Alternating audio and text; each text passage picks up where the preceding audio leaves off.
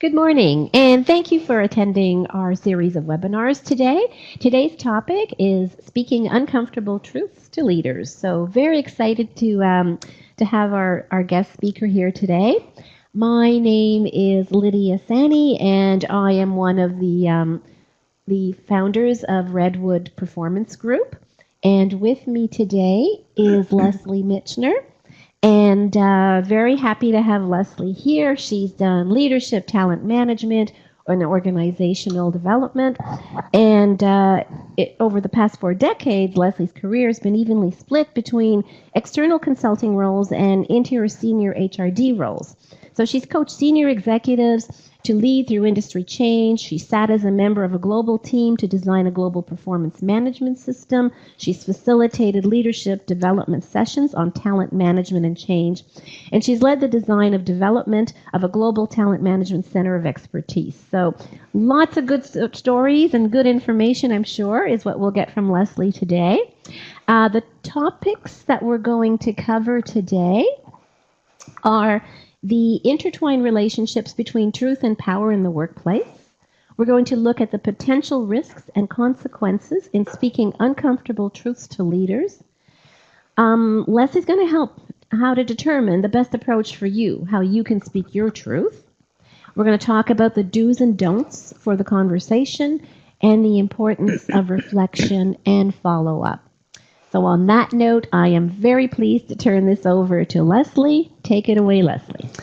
Thank you, and good morning, everyone. It's been a while since I've done a webinar, and on top of that, I am struggling with a cold. So please bear with me if I clear my throat and have a coughing fit, but I'll try to keep them to a minimum. I'm pretty drugged up. So I think this is a really interesting topic, and it couldn't be more timely with all of the things that we certainly see in the media. And I have unabashedly become a fan of CNN just because I am fascinated with this topic of truth and power. And certainly the intertwined relationship between truth and power in the workplace, the dynamics of it are probably not a lot different in terms of the human aspect from what is going on in the media, in politics, in our social lives, that truth and power are very topical. And I'm going to start with the truth part in terms of how they are, truth and power intertwined. And I remember at the very beginning of my career, and I started actually as a consultant. So I had this idea that because I was a consultant, that I knew what I was talking about.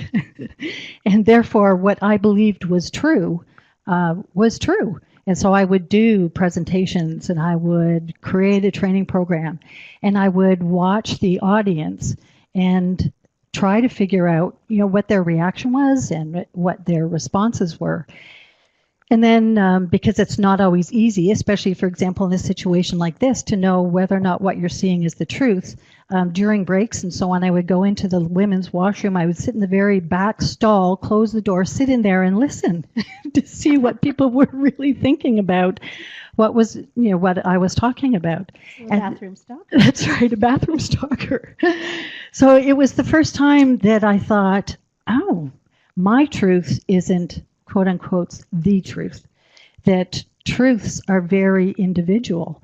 And since that moment in my career, I have been studying and exploring to try to understand what that's about, because truth to me, honesty and truth and candor have always been my core values. And when I would meet someone who didn't see truth the way I did, I thought they were being dishonest. So I needed to understand that perhaps they weren't. So that's one of the things that we're going to explore, because when truth is something that we're trying to understand, and we are in the workplace or we're in a situation where there are power dynamics, then it becomes skewed a bit, because for a lot of us, we become intimidated and we're not sure that our own version of the truth is the version of the truth that makes sense in the organization. And further to that, if I speak my truth and it's not what everyone else thinks, or it's not what a senior person in the organization believes is true, then what are the implications and the consequences for me? And I'm going to share a few stories with you about there can be very serious consequences of speaking your truth. And knowing what those consequences are is a good idea to note in advance, and also to find out whether or not you are comfortable with those is important, because there are times when speaking your truth is absolutely important to you, often because you want to give feedback to someone, because you want to help them improve, and also because you want the organization to improve. So we're going to look at how those two things come together. The second aspect after the truth aspect is the power aspect. And I think I pulled this quote that everybody has heard, that power tends to corrupt and absolute power corrupts absolutely. It came from Lord Acton in Britain, and it was back a long time ago in the 1950s, I believe, is when this was quoted. And power to me is not just power over people, but it is also having the ability to take advantage of people and situations in life. And that's the aspect of corruption. And I was looking at the definition of corruption. And corruption is defined as dishonest or fraudulent by those in power. So I thought, okay, yep, that makes sense. It's dishonest, it's fraudulent, probably has a lot to do with bribery. If you think about the Olympic Committee, you hear stories of that all the time. So when you're in a powerful position, people are going to come to you and try to bribe you, try to influence you into moving off perhaps what you think is right, what you think is your truth. And it's how strongly invested you are and how confident you are in your own truth and your own values and core values that will determine how much you can be influenced, which I think is different from in the workplace. You can have reciprocal relationships with people where you will help them out with something, and in return they will help you. And we're going to explore about why those are different, because there are ways to determine what's the difference between bribery and an exchange like that that's actually quite healthy and quite constructive. Also, though, the definition of corruption includes a process of changing something from its original use or its original meaning to one that is debased, let's say. And that's a word I'm hearing in the media quite a bit. So corruption is when you twist language. And I'm sure most of you deal with that on a day in and day out basis, where you have said something and you experience it as being twisted in some way. And that creates a dynamic that causes you to have to either confront what's being done or to accept it and find other ways to correct it. So all of that is corruption. And if you're interested in corruption, there is an organization called Transparency International. And what they do is evaluate countries on how transparent they are, and therefore how open and honest they believe those countries are to do business with, and in terms of the culture and what it's like to live there. Fascinating. Yeah, well, it's called a CPI. It's a Corruption Perceptions Index. And the good news is Canada is in the top 10. Wonderful. Yes. And you know who to the south of us is not. Okay. So power. And then the next slide, this one talks about how they all come together inside the workplace. So the first point is that I do believe that power is necessary in an organization. And the reason it's necessary is it's organizational power, which has to do with your authority and your role in the organization, that gives you the ability to allocate resources and to make and enforce decisions. And to me, that's what leadership is there for.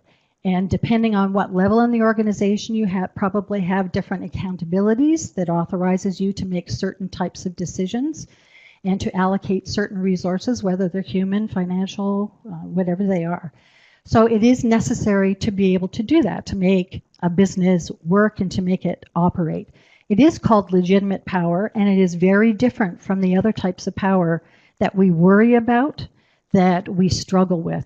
Because in most cases, unless you really do disagree that there's some difficulty with the layers of authority and autonomy in an organization, and that can be reviewed, you're probably dealing with some other kind of power.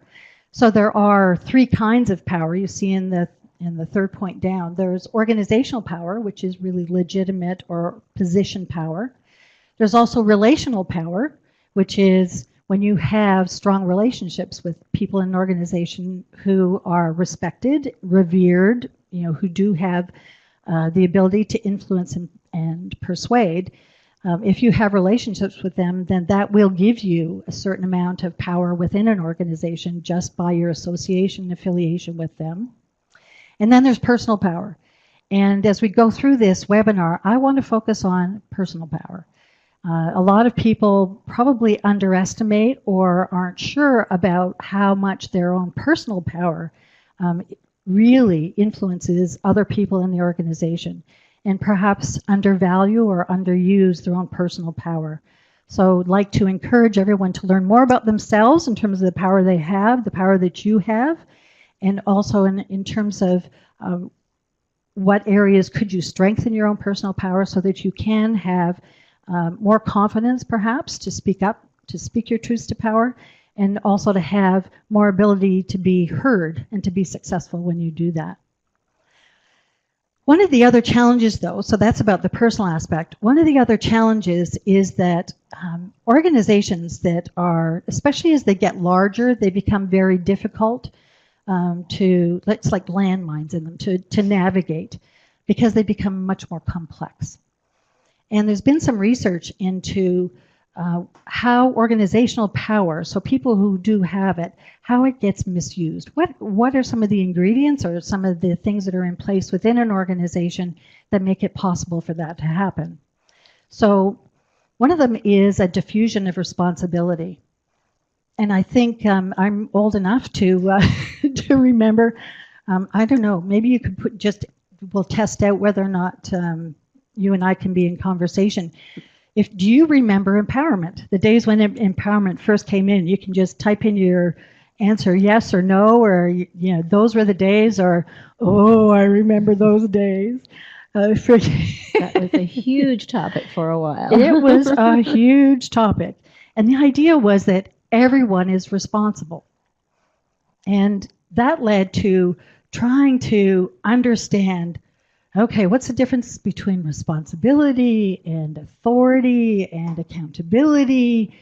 And I remember one of the senior managers I worked with who said, can't believe that we're actually exploring with accountability. It's like giving the inmates the keys. They're all going to be out, and we've lost our ability to actually have any control in the organization. And I think that confusion that led to this diffusion of understanding, so what authorities do I have, really made it possible for people to start to misuse their position power. So that diffusion, and I think for a lot of organizations today that are very flat, that this diffusion of responsibility can become problematic when people aren't sure what their accountabilities are.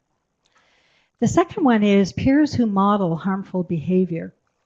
And I worked in engineering organizations, and for me it was a struggle to try to determine whether it was a cultural trait, it was part of an engineering sort of experience that these engineers had gone to university together and had developed these norms of behavior. But there was a lot of behavior that went on in these engineering organizations that I really found distasteful, that I found offensive, and I really didn't know how to handle it. So people who modeled this harmful behavior, in effect, created permission for other people to behave that way. And then I noticed that as I started to do some study, that there is something called social contagion.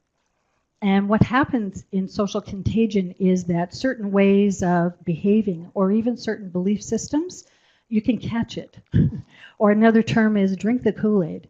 So it becomes a way of thinking that that people start to believe with an organization. You can feel the peer pressure to join that way of thinking. And if you don't, and you're on the outside, now you've created a dynamic that you need to manage. So peers who model behavior that you don't like or is it offensive tends to happen. When it tends to happen, you start to see misuse of power, that people start to think that they can do and say whatever they like. In bystander apathy, this is another professional term. There is such a thing as bystander apathy. I think we hear a lot about it in the media, that you see a car accident on the road and people stand by, or someone, causes, some sort, or demonstrates some violence on the sidewalk, and people just walk by. They don't do anything. So there is this bystander apathy, and the key word for me there in terms of organizational power and your own truth, apathy to me is when you're just walking around like a ghost, that you have lost your ability to see what's going on, to feel what's actually happening, and to take a stand. So as long as people walk around it, then there will be misuse of organizational power, because there are no consequences, whether they are human, social, or organizational. Also, the creation of power differentials. So again, if we go back to power is necessary in an organization to allocate resources and make decisions, it doesn't necessarily mean that if I am in a more senior position than you, that I have power over you. I have power over the resources that you have. I have power in terms of the decisions that are made and the implications for you, for us to figure out how you're going to get your work done. But that doesn't mean I have power over you. And in fact, one of the things I learned early on is that management is not a class of people. Management is a skill set, and everyone should have good management skills. So again, that lack of, once hierarchy is put in place, then it becomes personal. People feel affected by it, and they feel either that they have power or they don't, to be able to do what they need to do. And the last one is a culture of avoidance. And that's similar to bystander apathy, is that once it's individuals, it's now the whole organization just is afraid to speak up. I'm trying to remember, there was a movie, it just popped into my head. It was the something paradox. If you remember it, type it in, please. It was about people not speaking up, and this organization was going downhill because of the unsuccessful projects that people knew were going to be unsuccessful and were going to fail, but they didn't feel that they had the ability to speak up, and they finally were able to do it. Oh, darn. If you know it, Enron. Good one. Exactly. I remember I was, when I was doing some work in the area of organizational culture, I was using cooking analogies to describe different cultures. And it was, there's the microwave culture is the one I think of when I think of the culture of avoidance. So if you can imagine, if you were inside a microwave, it's like you're getting cooked, but you can't see the waves. That's a good analogy. So culture of avoidance feels like that, a microwave. So if your organization is showing signs of any of these, there is the potential for the misuse or abuse of organizational power. So it becomes even more important then that we all learn how to use our own personal power and our relational power to not stand up for the things that are harmful to the business as well as to the people who are working there. And then the last one I talked about a little bit already, the difficulty of objective truth. So there is no such thing, I don't believe. But if you disagree with me, please put it in the discussion. Type it in. I'm not sure there is such a thing as objective truth. If you want to, in terms of the organization, there will always be multiple truths. And my truth and your truth at times are going to be in conflict. They're going to collide. And we're going to look at how that happens, why that happens in just a minute. Okay, I think I'm going to move on because I could talk about this forever. If you want, I'll just say, if you're interested in this and you want to explore further, there is, look into epistemology And what it has to do with is truth and beliefs and knowledge and how people acquire knowledge. It explains Trump, by the way. Actually, Lydia and I were talking about this at the very beginning. So how knowledge is acquired is through the experience of truths. And that happens by, as I experience what I believe is true, then I form a belief and it becomes part of my knowledge base once I experience that, oh, that is true. That's knowledge. For other people, though, it needs to be validated. For some people, that is sufficient. So once I believe something, it becomes part of my knowledge base, I experience it to be true, then for me, it's true. So there is no such thing as climate change because I experience a cold day today. So my experience, my ability to experience climate change is only when I live it on a day-to-day basis. So that makes it very difficult for me to accept someone else's truth about climate change if it's only been done through logarithms and through research. So we have very different approaches to what is true, and I think the world is becoming much more complex in trying to understand truth because of how much more transparent, let's say, we are in terms of our conversations and where our belief systems come from. So that's why I put up the ladder of inference. Can you just give me an idea? Have you seen the ladder of inference before? If you could just type in yes or no. Is this something new to you? No? I'm seeing a lot of no's. Yeah. I think people are happy to be seeing a ladder of influence. Nope. Nope. Okay. Great. Okay. Okay, so we've got a yes. Good to study. Yep. Okay. Basically, where this comes from, and it began with the learning organization and Peter Senge. He's the one who started exploration into this area. So it's about where does your truth come from? And it's similar to what I was just talking about in terms of epistemology, but now it's related to work, it's related to what happens to us every day. So at the very bottom of the ladder, we have observable data and experiences. So we go through things, we have an experience, and then I select out of that the information from that experience that I saw. And I don't know about you, but I've been through experiences, shared my story with someone else who was there, and it's like we were in two different places. So what I selected and what you selected from that experience could be very different. So already we might be on different paths. Then I make an assumption based on what I thought happened and based on my interpretation of what that was all about. So that's the meanings that I add. And then I draw a conclusion from that. And then after I draw a conclusion, I adopt a belief that that's always the case, and I start taking actions on it. And then I find out, lo and behold, that my experience and my beliefs are not the same as someone else. So the suggestion of what in the org learning work was to, once you've adopted a belief, to keep checking out your beliefs.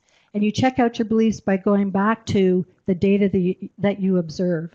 So if you're interested in speaking truth to leaders, it's important to not only look at your own experience, but start to look at other people's experiences of whatever the area is that is of concern for you. So if you think about something right now, a truth that you would love to tell leaders about, something or just your leader, something that is on your mind, who else shares that same experience and that same belief about it?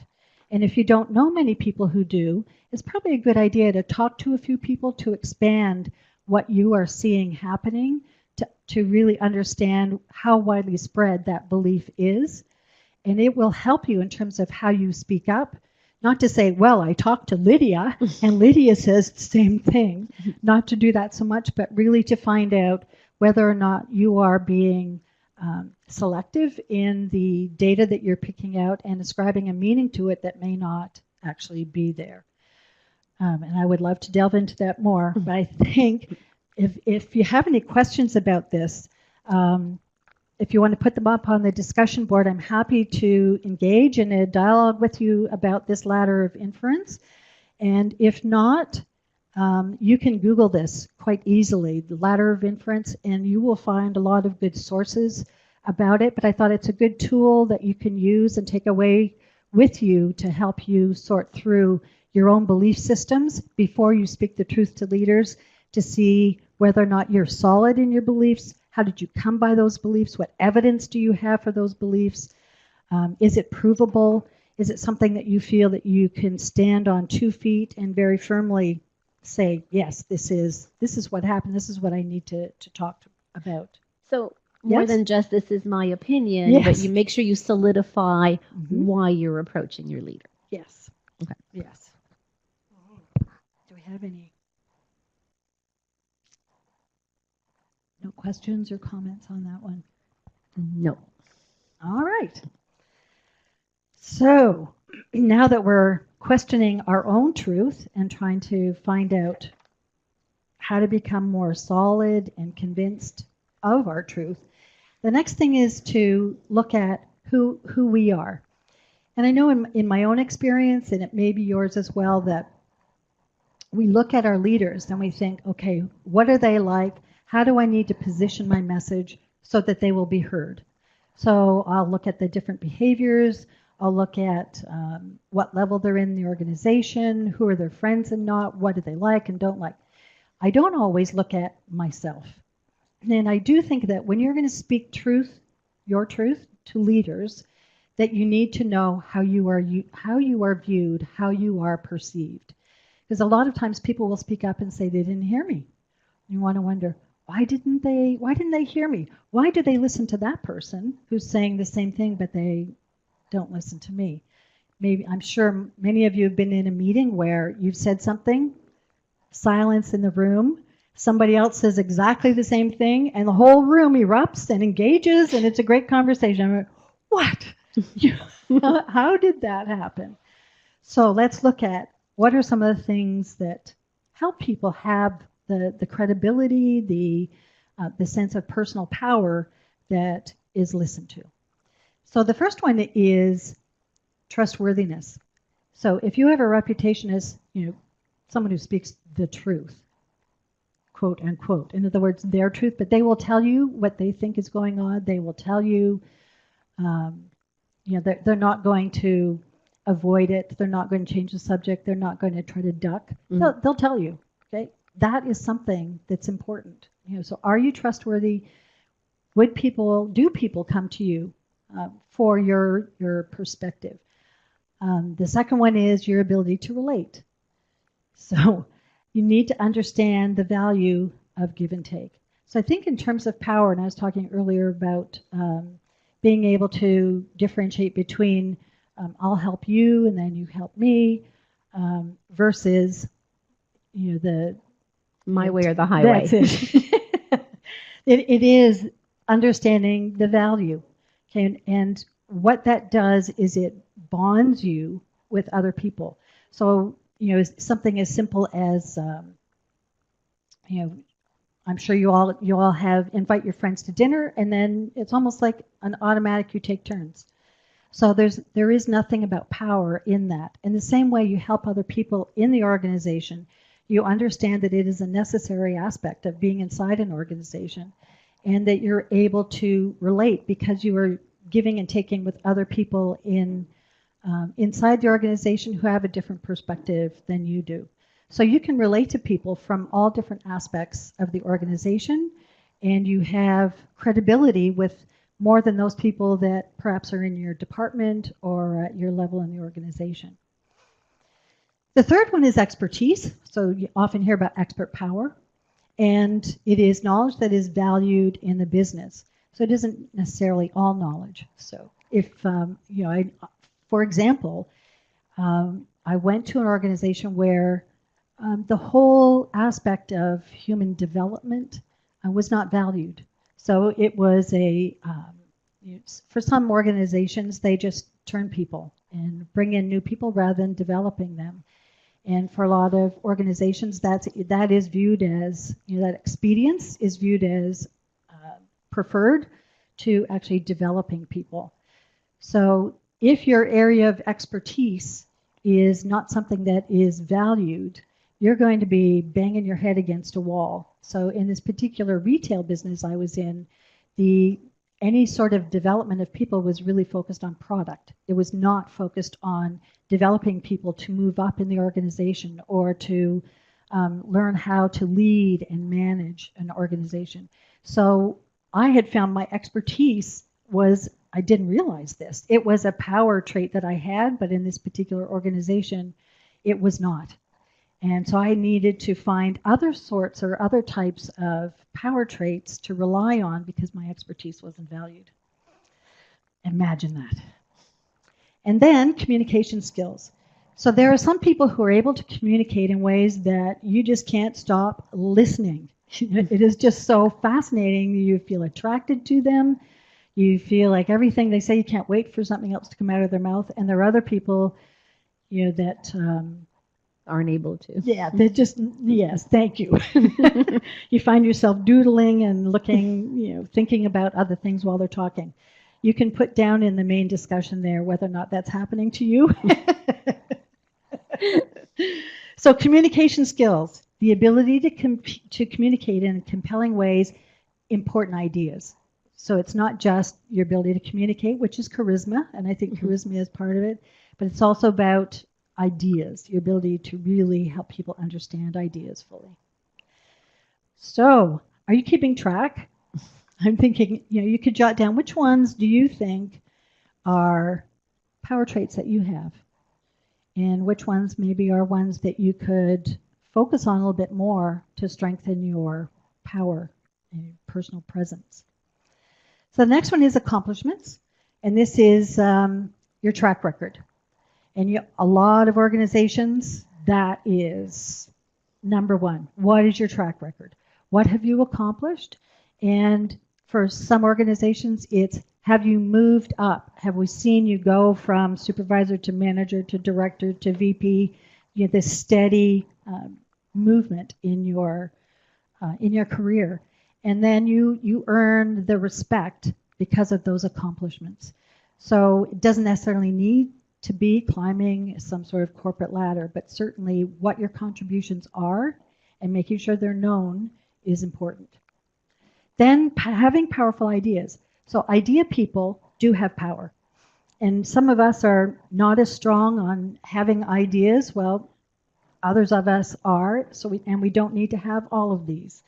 So if you're not so much an idea person, but you can really get things done, you bring your ideas, your creative thinking to execution as opposed to sort of new and novel product ideas, pay attention to what type of ideas you have, and if it is not in the way that's valued in the organization, pick another one of the traits. The next one is focus and enthusiasm. These are people who are just dogs with a bone. They're not easily diverted. So if you find that you can stick to that focus and not go off on another tangent, and you have enthusiasm for that, that can be another power trait. And self-confidence, and this is what we're here to talk about too, is speaking up on important matters. So having the confidence to speak your truth. Right? And then reliability and integrity. So you do what you say, you mean what you say, and you deliver what you've promised. So that's a list of personal power traits that will really strengthen your presence in the organization. And if you have good founding in these areas, that you should feel much more comfortable, more confident in being able to speak your truth to the leaders.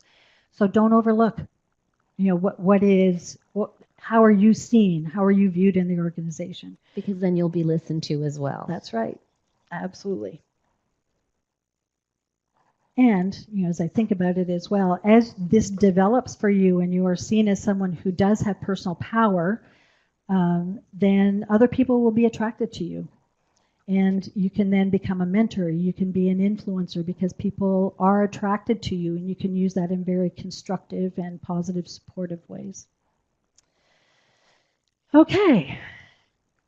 Then we come to the potential risks and consequences in speaking uncomfortable truths to leaders. So the potential risks and consequences are real. And I think that we need to consider what might happen if I say this to my leader or to leaders in general. So, changes in the ongoing relationship with the leader. So when I gave 360 feedback, so I was asked to participate in the 360, gave 360 feedback, and a few people, my peers, said, "Are you going to tell the truth? Are you going to answer it honestly, or are you because sugarcoat it?" Yeah, because you don't know what's going to happen. And so my view is they need the feedback, usually do want the feedback, then I need to be honest. So I've always approached them, with absolute honesty. However, I can honestly say as well that after a 360, relationships with the leader change. And sometimes they change because the leader listened to the feedback, and sometimes they change because the leader did not like the feedback. And when that happens, then it can hurt the relationship with the leader, and you need to rebuild it. So in terms of thinking through the risks and the consequences, knowing, well, how is this 360 being used, and did this person want to participate in this, or is it something that's forced on them? How will the results be shared? Who's going to see them? All those things become important as you determine the potential risk of being 100% honest, and whether you are willing to accept those risks that the relationship with your leader might be affected, but you're willing to take that on because it was important enough to provide the feedback to help them learn, grow, and develop. Second, reputation, credibility, and trustworthiness. So absolutely can be negatively affected. So I have a situation. I was working with a large insurance company, and I was responsible for the global center of expertise for talent. And we were having a lot of difficulty with one of the regions globally who just didn't want to play ball, didn't want to follow any of the what was being created for global use as standards and methodologies and processes, and continued to use their own. The difficulty came that because we were now starting to do talent review on a global basis as opposed to just within certain countries or regions, it came time to conduct the talent review with this particular region, and all of the senior leaders were there from the corporation. And the leader of that particular region asked the question pretty much at the start of the talent review about whether or not they were using the same definitions and standards and processes as everyone else globally. And so the head of HR, the global head of HR, said, "Leslie, that's your area." Whoa, okay. The other interesting thing that had happened the night before was the person responsible for the talent review process in that particular region took me to dinner and asked me to lie. Now, do you hear what I just said? That was my interpretation of what she asked, because she said to me, "You're going to be asked this question," and she said that she needed me to support her. I could not. I had to say that yes, even though it wasn't true. So I lost a lot of sleep that night. And when the head of HR turned it over to me, what I said was, actually, no. The process that you are using here is not the same as what everyone else is using globally. However, we are having conversations about it. I think we need to have further conversations, and hopefully over time, I'm not sure how long, we will get there. But the answer to your question is it isn't the same. And I am concerned because it has consequences in terms of how we're evaluating our people and what the future opportunities would be for them, because we're not using the same criteria and standards. And the room went deadly silent. I can't tell you, I just wanted to shrink under my chair. I did not expect that I felt ashamed. So after the meeting, there was a lot of discomfort, and everybody left the meeting. And it was about a week later, and I had a meeting with my boss, and she challenged my judgment. Really? Yeah. So I said, my judgment in what way? And she said, because you chose to say no. So my colleague, my peer, lost face, and it really set up this uncomfortable dynamic then within my function and for people who were in the room to be able to deal with this. So my reputation was tarnished. My credibility of somebody you can't trust was affected in terms of my trustworthiness. And in terms of the next point, that particular leader from that region made sure that at any talent review about the HR department, that she spoke very strongly about, this woman is going nowhere in this organization. She's done.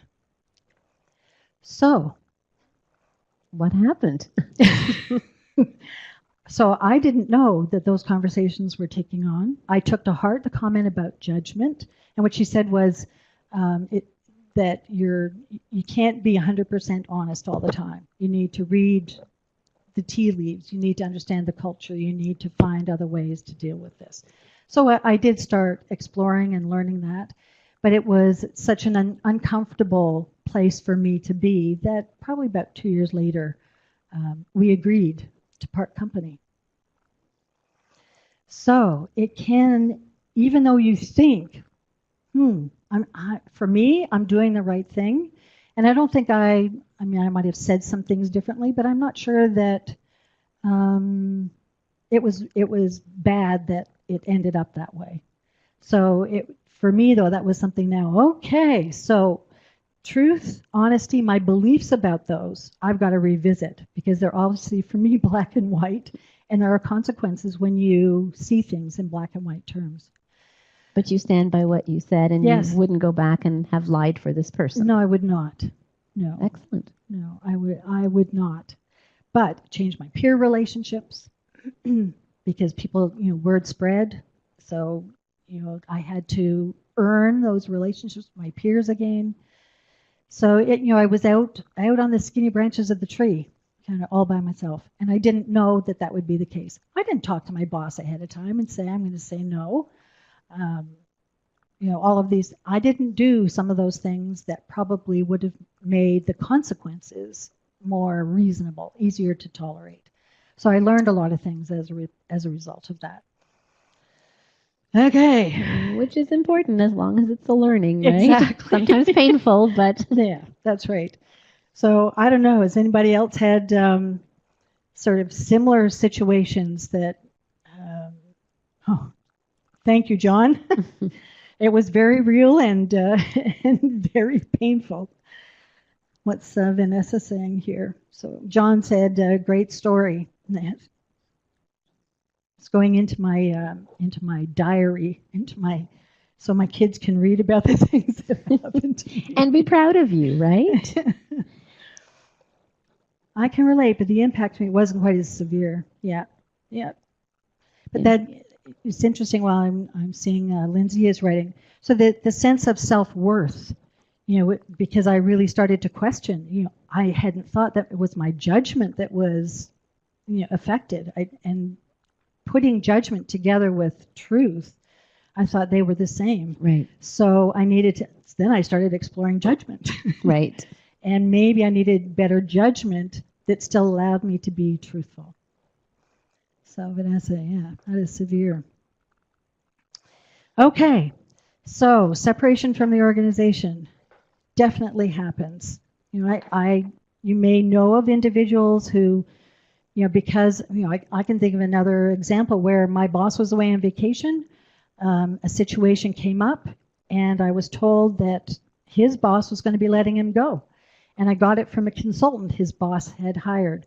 So I went to his boss and I said, I got to tell you, this is what happened. And I was let go. Interesting. I went above my boss's head. I should have waited till he got back and talked to him. So lots of learning. So how do you speak your truth? Because obviously I had a lot to learn. So there are some things that you need to do before. So understand as best you can the reasons for the current situation or the leader's opinion or perspective. So, in the situation that I had about telling the truth, I didn't understand her full context. I understood why she didn't want to follow the global standard, but I didn't know why. I didn't know what she was dealing with. And if I'd understood some of those things, and I also didn't know why the leader of this particular business unit asked it point blank right at the very beginning. I did later learn that he was not as supportive of that leader. So it was sort of a gotcha. If I had known that, I probably would have been more support. Just things that you need to understand as best you can about why things are happening the way they're happening before you speak your truth. Look at the big picture. Look at other people's situations. Yes, right? Exactly. The second one, understand the type of power you are challenging.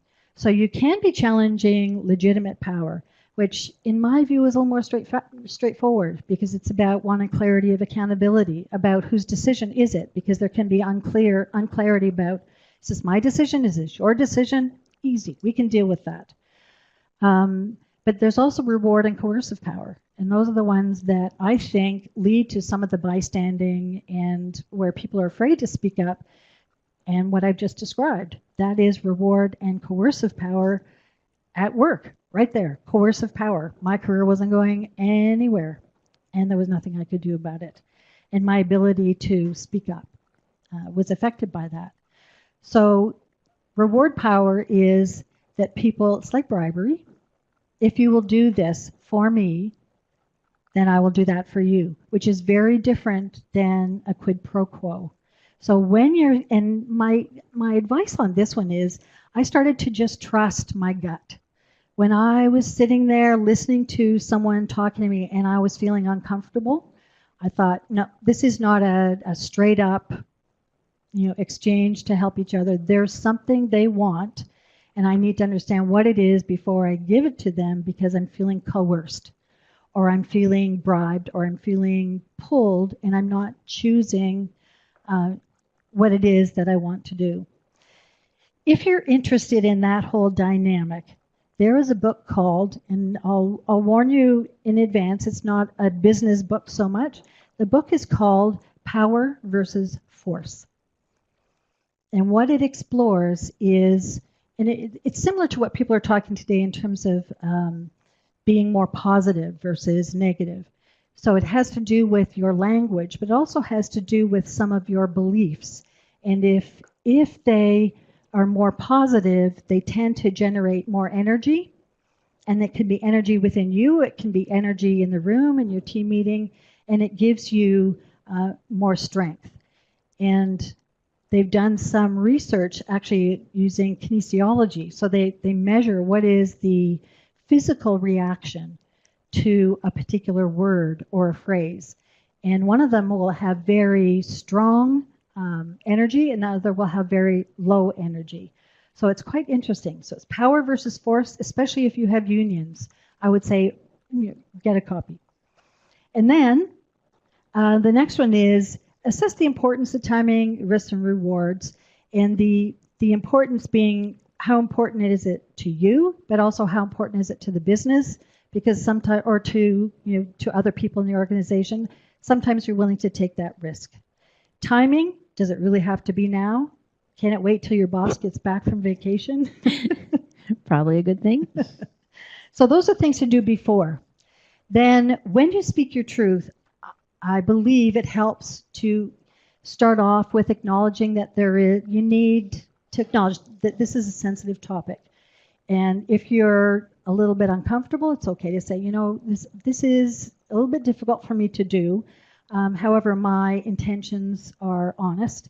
I really want to help. And, I really hope that you will hear me in that context or in that vein.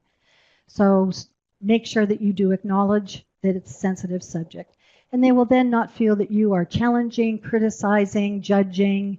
They'll understand that you are there to help. So get that agenda out. And then state your perception of the facts, because you might have a different idea. So you might say, here's the situation. Here's what I see happening. These are some of the assumptions I made about it. These are some of the conclusions I drew. And as a result, this is what concerns me. And then ask them, did they see the situation the same way? And what assumptions did they draw from it? And now you have an opportunity for some good dialogue. Next, ask for the big picture, and this is what Lydia just commented on. So this is challenging something maybe that your leader has just taken on and is new. You didn't understand that it's a new situation. So ask for, what else is going on? What pieces am I missing? You need the larger context. And then end your truth-telling conversation with validating statements. So I think rather than saying, okay, well, thanks for listening, you finish with, okay, can we just take a minute and talk a bit about what we learned through this conversation? So here's some of the things that I learned, that I didn't understand the whole story. You've helped me with that, and I think I see things differently now. I'm still concerned. I still see some aspects that need to be resolved, but I think you've heard me. Great. One thing I'll do differently. That one might be more difficult for some leaders, but certainly talking about what you learned, what you understood, what you heard are good ways to bring the conversation to closure with some honor and some respect for both of you. So when you speak your truth, if you do those three things, you will find that the conversation goes a lot more smoothly. Some of the do's and don'ts. Do focus on what's in the best interest of your leader and not in your best interest. Always give feedback from a position of truly wanting to help, not to punish someone. And I think oftentimes we want to tell the truth because we hope it'll hurt them, or to teach a lesson. If you knew this, and I think you should listen to me, you won't do it again. And it's in your best interest to listen to me. Second, don't make this about you. And it's easy to get defensive when you start hearing that they didn't hear what you heard. Don't make it about you. Switch it back over to the situation, switch it back over to the truth and the conversation that you want to have. Okay? Avoid getting defensive. And do keep your objective top of mind. The one question I'd say you need to answer before you go in, why am I doing this? Mm-hmm. What do I want to get out of this? Why? Why am I doing this? Keep that top of mind. When things start to go off the rails, why am I doing this? Get back on. Don't ask if they got a minute. I often hear people, that's a way of saying, oh, geez, have you got a minute? And because it's going to be difficult for you, don't say that. It's more important than a minute. You need time to have this conversation. And if they don't have time to have it in a meaningful way, ask for more time and find another time. And do consider and be prepared to live with all the possible outcomes. Once you choose, I'm going to do this, you have to let it go. You can't ask them to agree to something that you want. They need to choose what they're going to do with what you're telling them. Okay? And you have to live with the consequences of whatever that might be. As you learned. Learned that one the hard way, yes. Then, don't feel guilty. Your leader deserves to know the truth about what's working or has to change so they can improve. So I do view that as, and this is where I started off in my career, that I believe that was my duty. It's my duty to provide information I have because I know it will make things better or help an individual with whatever. Do be honest, do be open and respectful. And it's okay to start by letting them know how you're feeling, let them know your intentions are good, and do invest yourself in demonstrating your competence, integrity, and care for the relationship. So this part is, it isn't just get the statement out in 7 words. Use your traits. Use those power traits as you are describing what's happening. So your expertise, or use your communication skills, use your ideas, really take advantage of that opportunity to express care and fully express your ideas so you'll be taken seriously. And then the last part is the importance of reflection and follow-up. And I mean, I certainly learned that the hard way. It was really important to reflect and learn. But I also recently saw a TED Talk, and it's by Lovey. I'm not sure how to say your last name. I forget. J.A. Maybe somebody can put a comment in the discussion. Anyway, if you go into TED Talks, you enter her name, you will see her TED Talk, which is a fairly short one, on get comfortable with being uncomfortable. And one of the things that she always asks herself at the end of every intervention, and she does call herself a professional disturber, that is I love what it. her job is in life. But she asks herself, did you mean it? Can you defend it? And did you say it with love? I just thought that's brilliant right there. So if you use those words or those phrases before in your planning, but you also ask yourself afterward in your reflection and keep track or write down your notes of where any of those things weren't necessarily true that you learned after having that conversation. It'll help prepare you for next time.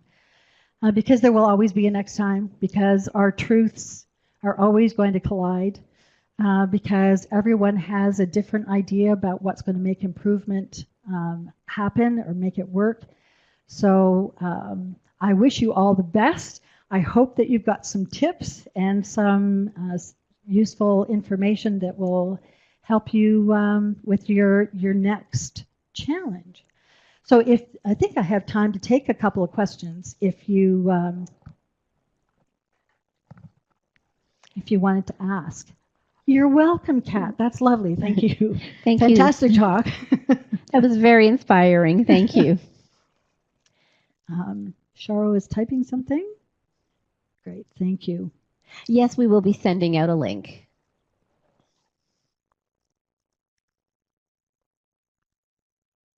So anyone who registered will get one. Great.